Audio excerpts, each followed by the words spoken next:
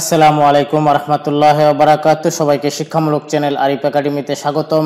আজকের এই টিউটোরিয়ালে আমরা যেটি শিখবো বা জানবো সেটি হলো কম্পিউটারে পাওয়ার না আসার সম্ভাব্য কারণ কি। আমরা অনেকেই জানি না যে কম্পিউটারে যে পাওয়ারটা আসে না সেটার কারণটা কি। এটা সম্ভাব্য কারণটা নিয়ে আজকের এই টিউটোরিয়ালটি সাজিয়েছি। চলুন আমরা টিউটোরিয়ালটি দেখে শিখে নেই।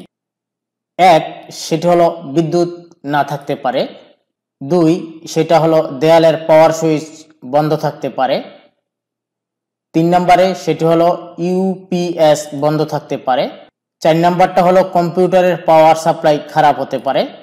এবং সর্বশেষ যেটি হতে পারে সেটি হলো কম্পিউটারে অফ অন বাটন খারাপ থাকতে পারে। তাহলে আমরা কম্পিউটারে পাওয়ার না আসার যে কারণগুলি সম্ভাব্য কারণ সেটি আমরা শিখে নিলাম, এবং কারো যদি এই সমস্যা হয় তাহলে আমরা এই জিনিসগুলির দিকে খেয়াল দিব। তাহলে আশা করি আপনি সমাধান পাবেন।